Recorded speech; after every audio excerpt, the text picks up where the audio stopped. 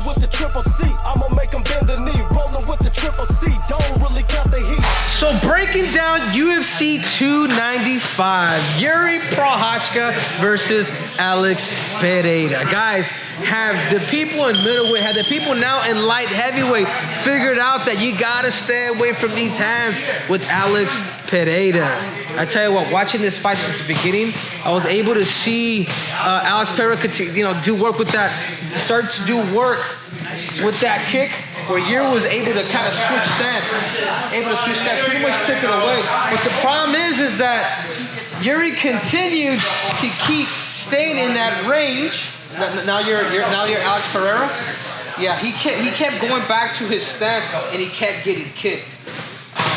The biggest thing that I take away from that fight is if you have Alex Pereira hurt, as Yuri did. Literally, Yuri had this dude hurt. He let him off the hook. He let this dude off the hook, and he allowed this dude to recover. And then he started continuing to keep kicking that leg. So many lessons that need to be learned in this position, because there's one thing that people need to take Alex Pereira. One, you got to stay away from his power. That's number one. That left hook, that right hook is absolutely crazy, because that's the exact same way that he actually knocked him out. As Yuri was coming in, he was pretty much Yuri coming on me, kind of like how he was doing against Alex Pereira. Boom! It was that short right that started it. That left hook that rattled him. He went in for takedowns, and that was it. Started off with these small little punches to eventually going with the elbow. Started hurting him. His knee wobbled. He got a little jelly, and next you know it, Mark Goddard eventually stopped. But if you notice too, Alex Pereira, it's not just his left hook. It's actually his right hand too. It's actually, this is that starter. You know why he does a really good job of it? It's because that's all Alex Pereira does, is he lifts the elbow and he throws it. He doesn't find you with the hand. He lifts the elbow, keeps it short, catches people. Same thing with this. This is proper technique. Lifts the elbow and pretty much he's hooking. A lot of times the reason why people don't get hooks is you tend to chase with the hand. That being said, Alex Pereira, he won. If Yuri wants to admit that it was a great stoppage, then I'm gonna go with it. Then it was a great stoppage. Do I believe referees could let it go on a little longer? 100%, including my fights with my stoppages. And I will admit, let these dudes go limp. Let these dudes get jelly.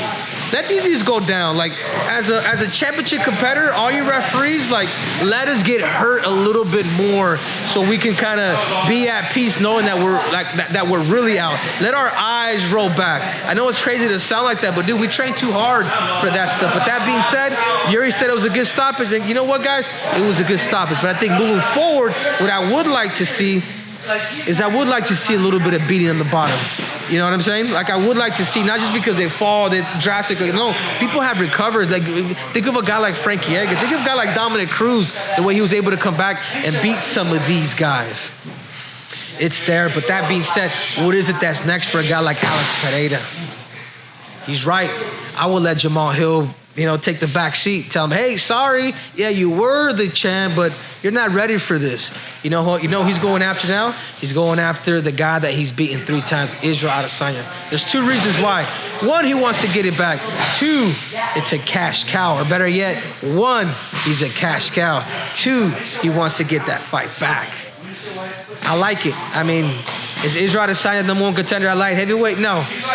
Will the UFC give him that fight? Will they say, hey, Israel, here, you skipped the whole damn line, don't retire, don't be back until 2027.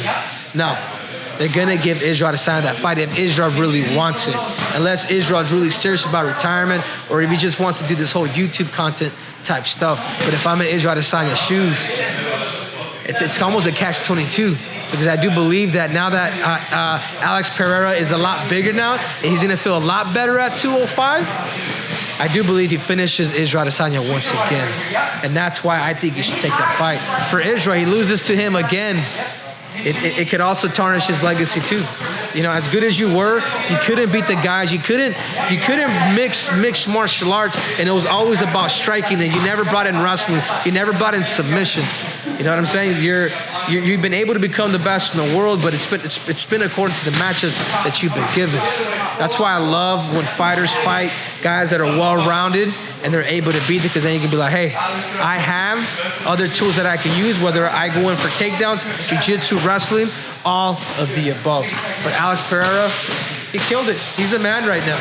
102.05, you know, my two takes: go after Israel, make a pocket full of money, and do that MSG once again.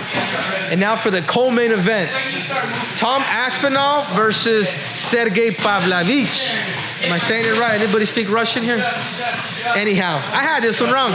Sergey Pavlovich, because of his power, he did have Tom Aspinall hurt, but it was Aspinall's movement to eventually leg kick him, get Sergey to follow, pump fake 1-2, hurts him, to eventually bring in that left hook once again, drops him, and that's it. When heavyweights hit, they put you to sleep. You know, is Tom Aspinall, a Tom Aspinall like that is able to do that to somebody with like Sergey, who only has one loss, 19 knockouts? It says a lot. Will Sergey come back the same? You know, these are questions that we need to add. But what's next for a guy like Tom Aspinall? How will he do against a guy like Jon Jones? How will he do against a guy like Stipe Miocic? That's only time to tell. But I personally think I like this fight better now for Jon Jones.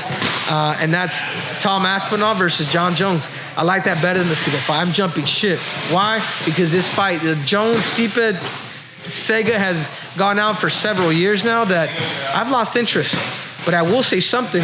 That new kid on the block, Tom Aspinall, that people are super high about, that has knockout power, that has agility. He reminds me a lot of Cyril Gane, but with bigger power. He's dangerous. He is super, super dangerous. He waits in line to see who the next winner is. He could, but I personally think that maybe they could do an interim. If Jones is not ready, maybe they could do an interim between him and Stipe Miocic. And this video was brought to you by the one and only Jimmy Bars, the gluten-free bars that is out in stores nationwide. So you guys make sure to go to your local Walmart and get your damn Jimmy on. I'm out!